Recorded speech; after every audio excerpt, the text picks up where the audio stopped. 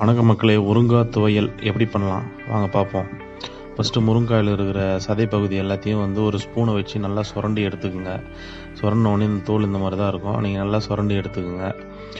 சுரண்டி எடுத்து இந்த மாதிரி வச்சுக்கலாம். அதுக்கு தேவையான பொருட்கள் கடுகு, பெருங்காயத்தூள், சிறிதளவு இஞ்சி, சிறிதளவு பூண்டு, சிறிதளவு உளுத்தம்பருப்பு, சிறிதளவு கடலைப்பருப்பு, தேவையான அளவு மிளகாய், ஒரு எலுமிச்சம்பழம் சைஸு புளி. உங்களுக்கு புளியும் காரமும் அதிகமாக தேவைப்பட்டதுனாக்கா நீங்கள் அதிகமாக சேர்த்துங்க. வெங்காயம், இது வெங்காயம் நான் எனக்கு ஃப்ளேவர் தேவைன்றதுனால வச்சுருக்கேன். உங்களுக்கு வேணான்னா விட்டுருங்க. அதுக்கப்புறம் முருங்காயோட சதை பகுதி, இது எவ்வளோ வேணுமோ நீங்கள் எடுத்துக்கலாம். அதுக்கேற்ற மாதிரி நீங்கள் மசாலா சேர்த்துக்கலாம். கேஸில் பார்த்திங்கன்னா பாத்திரத்தை வச்சுக்கலாம். அதில் எண்ணெய் ஊற்றிக்கிறோங்க. எண்ணெய் பார்த்திங்கன்னா இது சுத்தமான கடலை எண்ணெய்.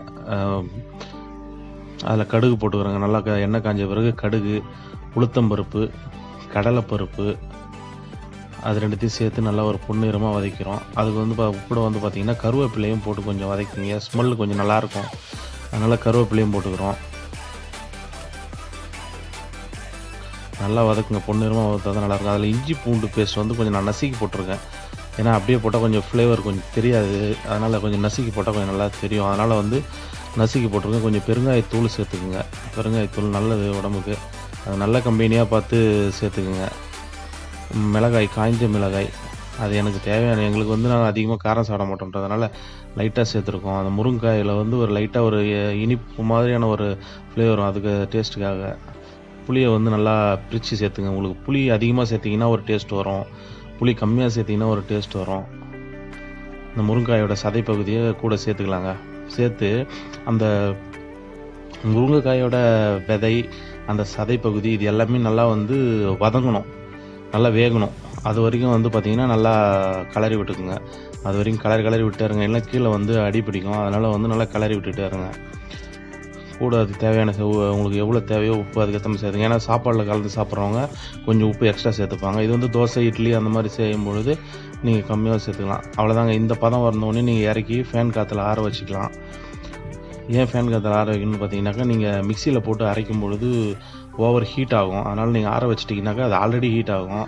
இதில் அது ஆற வச்சு நீங்கள் இது பண்ணிக்கலாம். இது பார்த்திங்கன்னா எங்களுக்காக நாங்கள் போட்டிருக்கோங்க. இது வெங்காயத்தை பார்த்திங்கன்னா நல்லா இந்த மாதிரி கோல்டன் கலரில் நீங்கள் வறுத்து போட்டிங்கன்னா கொஞ்சம் இந்த ஃப்ளேவர் கொஞ்சம் கிடைக்கும். தெரியுங்களா? அந்த சமோசாவில் கூட இது வெங்காயம் அதிகமாக இருந்தாக்கா கொஞ்சம் அந்த டேஸ்ட் வரலாம். அந்த மாதிரி அதனால் சேர்த்துருக்கோம். அந்த ஃப்ளேவருக்காக சேர்த்துருக்கோம். அதையும் ஆற வச்சு மிக்சியில் போட்டு நல்லா அரைச்சிங்க. ஃபைன் பேஸ்ட்டாக அரைச்சி எடுத்துக்கோங்க. நீங்கள் பாருங்கள், அரைச்சி எடுத்துக்கலாம். இந்த மாதிரி அரைச்சி எடுத்துகிட்டு இதை நீங்கள் இப்படியே நான் சாப்பிட போகிறேன்னா அழகாக இது ஒரு டேஸ்ட்டு சூப்பராக இருக்கும். இந்த டேஸ்ட்டும் இல்லை நான் பார்த்திங்கன்னா ஒரு 4 நாள் 5 நாள் வச்சு சாப்பிடுவேன் அப்படின்னாக்கா நீங்கள் இந்த மாதிரி ஒரு தாளிப்பு போட்டு அந்த துவையில் இருக்கிற தண்ணி எல்லாமே போன பிறகு நீங்கள் யூஸ் பண்ணலாம். அதில் இதுலேயும் உளுத்தம்பருப்பு, கடலைப்பருப்பு, இது எல்லாமே சேர்த்து அது எதுக்காகனா அது ஒரு பார்க்கும்பொழுது கொஞ்சம் நல்லாயிருக்கும். மிளகாய், கருவேப்பிலை, கடுகு, இது எல்லாம் போட்டு ஒரு தாளிப்பு போட்டு இப்படியே நான் உடனே சாப்பிட்ற போகிறேன் அப்படின்னாக்கா, நான் ஒரு 4-5 பேர் இருக்கோம் அப்படியே சாப்பிட்றோம் அப்படின்னாக்கா நீங்கள் இப்படியே யூஸ் பண்ணிக்கலாம். இல்லை இது நாங்கள் ஒரு 2-3 பேர் தான் இருக்கோம், 2-3 நாள் வச்சு சாப்பிடுவோம் அப்படின்னு நீங்கள் ஃபீல் பண்ணிங்கன்னா, இதை நல்லா இதில் இருக்கிற தண்ணியெல்லாம் போயிட்டு இந்த மாதிரி எண்ணெய் நல்லா பிரிஞ்சு வரும். இந்த பிரிஞ்சு வர சமயத்தில் நீங்கள் எடுத்து யூஸ் பண்ணிக்கலாம். நல்லா சூப்பராக ஒரு 4-5 நாள் வரும்.